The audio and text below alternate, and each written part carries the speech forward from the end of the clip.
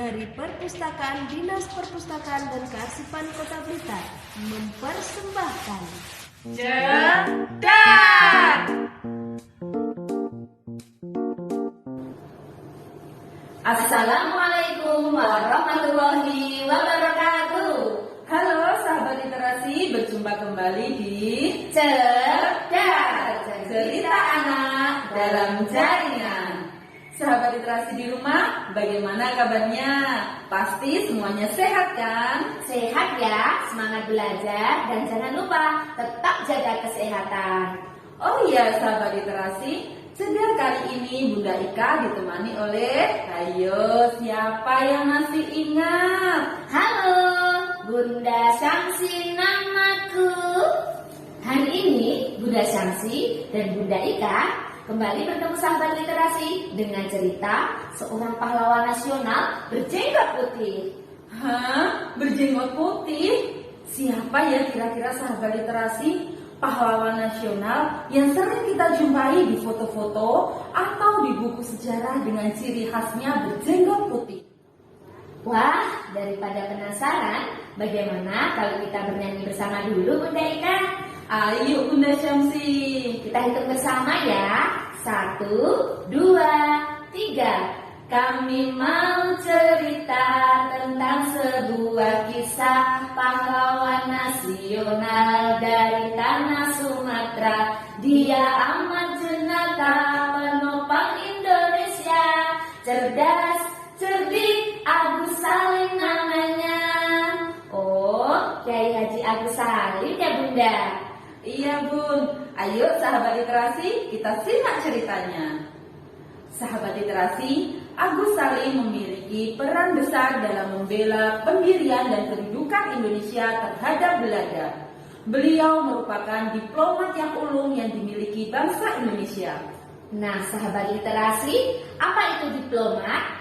Diplomat adalah seseorang yang ditunjuk oleh suatu negara untuk melaksanakan penyelenggaraan perhubungan resmi antara satu negara dengan negara lain pada suatu organisasi internasional seperti jabatan Menteri Luar Negeri, duta besar, dan pejabat lain. Oh ya Bunda Ika, bukankah saat itu Indonesia sudah merdeka? Benar Bunda Syamsi, namun kemerdekaan Indonesia saat itu belum sepenuhnya mendapat pengakuan dari seluruh bangsa di dunia, apalagi dari bangsa Belanda yang pernah menjajah di Indonesia.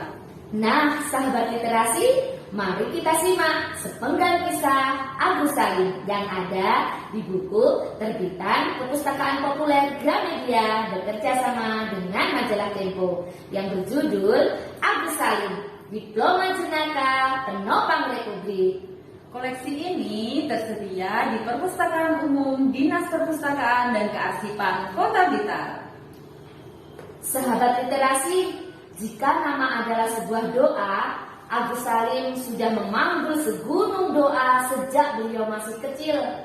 Beliau lahir pada tanggal 8 Oktober 1884 di Kota Gadang, Bukit Tinggi, Sumatera Barat. Kedua orang tua beliau memberi nama Masjidul Haq yang memiliki arti pembela kebenaran. Agus Salim adalah anak keempat dari 15 bersaudara. Ayah beliau bernama Sultan Muhammad Salim. Sahabat literasi, ternyata nama kecil Agus Salim adalah Masjidul Haq. Nama kecil tersebut tidak bertahan lama karena pengasuh beliau sering memanggil sebutan Den Bagus. Akhirnya, guru-guru Agus Salim di ELS pun memanggil beliau dengan nama Agus, serta nama Salim di belakangnya yang berasal dari nama keluarganya. Agus Salim sudah menorehkan prestasi gemilang sejak duduk di bangku sekolah dasar. Di tengah kawan-kawan sekolahnya yang sebagian besar anak Eropa, beliau tidak merasa rendah diri ataupun minder. Malah, beliau selalu berpikir kritis. Kemampuannya pun sangat menonjol dalam semua pelajaran, terutama penguasaan bahasa, ilmu sosial, dan ilmu pasti. Setelah Indonesia merdeka, Agus Salim terpilih menjadi Menteri Luar Negeri. Di tahun 1947, beliau ikut delegasi Indonesia ke New York untuk membela pendirian dan kedudukan Indonesia terhadap Belanda, tepatnya di Forum Perserikatan Bangsa-Bangsa. Karena saat itu Indonesia masih dalam kedaulatan Belanda. Sebelum ke New York, di tahun yang sama, Kiai Haji Agus Salim mendatangi negara-negara Arab untuk mendapat pengakuan. Salah satunya dengan menjalin kerjasama dengan negara Mesir. Saat itu juga Belanda merasa geram dan marah. Belanda berkata, Indonesia sebaiknya berpikir ulang untuk menjalin kerjasama dengan negara-negara Arab. Karena itu tidak sesuai dengan perjanjian Linggarjati. Indonesia masih dalam negara persemakmuran kami, dan kami sebagai kepalanya, kami merasa tidak dihargai. Dengan cerdas, Agus Salim menjawab, kalau tuan-tuan menganggap usaha kami mendapatkan pengakuan dari negara-negara Arab adalah melanggar perjanjian Linggarjati, lalu apakah aksi militer yang dilancarkan negara tuan-tuan? Apakah sesuai dengan isi perjanjian Linggarjati? Tidak seperti itu, Tuan Agus Salim, jawab Belanda mengelak. Pada kenyataannya, negara tuan-tuan yang melancarkan serangan ke negara kami. Kami negara yang sudah merdeka, dan hal itu tidak sesuai dengan perjanjian Linggarjati yang telah disepakati bersama. Pengakuan yang kami peroleh itu adalah akibat dari aksi militer yang negara tuan lancarkan. Dan kalau tuan-tuan melancarkan sekali lagi aksi militer terhadap negara kami, maka kami akan mencapai pengakuan secara jujur dari seluruh dunia. Dan akhirnya Belanda pun kecewa dengan kesepakatan yang ditandatangani oleh Indonesia dan Mesir. Bahkan perwakilan negara Mesir yang bernama Nokrasi tidak terpengaruh.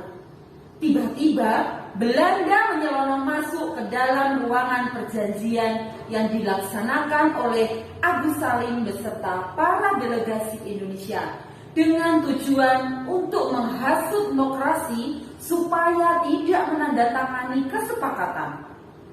Setelah perjanjian dengan Mesir disepakati, Agus Salim juga berhasil mendapat respon positif dari Liga Bangsa Arab tentang pengakuan bahwa Indonesia sebagai negara yang merdeka dan berdaulat.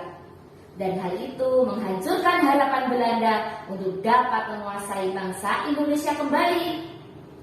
Agus Salim pun tidak hanya melakukan perjanjian dengan negara-negara Arab saja.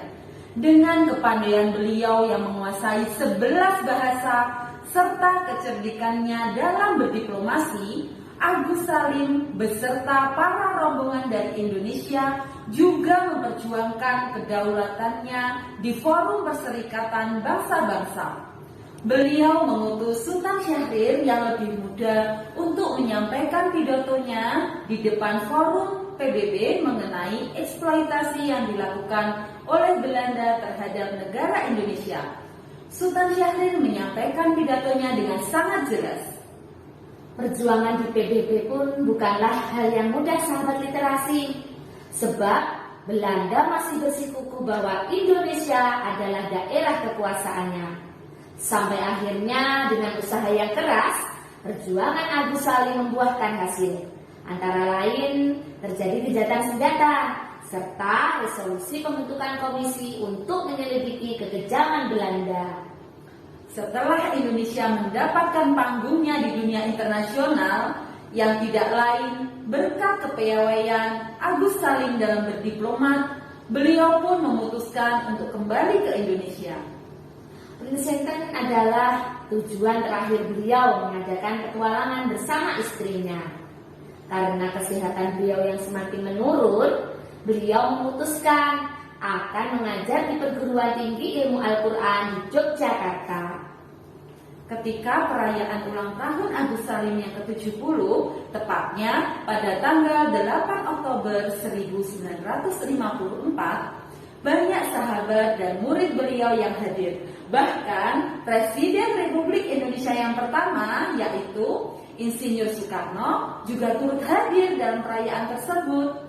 Meskipun saat itu Agus Salim dalam kondisi yang kurang sehat. Dan berselang 28 hari dari perayaan ulang tahunnya, beliau wafat di Rumah Sakit Umum Jakarta, tepatnya pada tanggal 4 November 1954. Sahabat literasi, Agus Salim pun mendapat julukan sebagai The Grand Old Man oleh Presiden Soekarno, serta menjadi salah satu pahlawan kemerdekaan di Indonesia. Dan beliau pun bukan hanya sebagai diplomat ulung, namun beliau juga diplomat Indonesia pertama yang membuka jalan terbentuknya hubungan maupun kegiatan-kegiatan negara Indonesia di kancah internasional. Wah, Bunda Ika, ternyata perjuangan para pahlawan itu tidak hanya sebelum Indonesia merdeka ya? Betul Bunda Syamsi. Jadi setelah Indonesia merdeka, para pahlawan juga harus berjuang untuk mendapat pengakuan dari bangsa lain. Juga pengakuan dari dunia internasional. Dan itu tidak mudah Bunda. Sahabat literasi, mari kita juga ikut mengisi kemerdekaan Indonesia dengan rajin belajar ya. Adapun sikap yang dapat kita teladani dari beliau antara lain hidup sederhana, berani membela kebenaran, memiliki jiwa nasional yang tinggi, taat dan patuh terhadap agama, pintar, cerdas, menguasai 11 bahasa, disiplin, dan selalu bertanggung jawab. Wah, sahabat literasi, jadi banyak sekali sikap yang bisa kita teladani dari Kiai Haji Agus Salim. Benar Bunda Syam. Sahabat literasi, tetap semangat belajar dan jangan lupa jaga kesehatan ya. Demikian Cedar kali ini. Sampai jumpa di Cedar berikutnya. Salam literasi. Wassalamualaikum.